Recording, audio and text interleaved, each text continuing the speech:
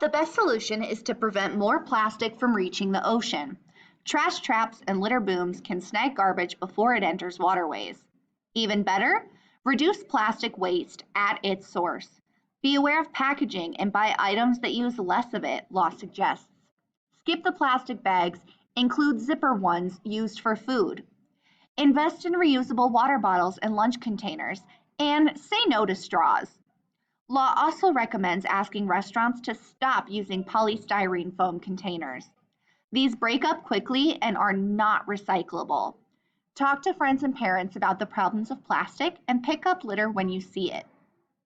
Law recognizes that reducing plastic use won't be an easy change. We live in an era of convenience, she says, and people find it convenient to throw things away when they're done with them.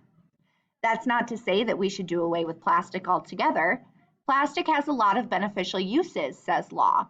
But people need to stop looking at plastic as disposable, she argues. They need to view plastic items as durable things to hold on to and reuse.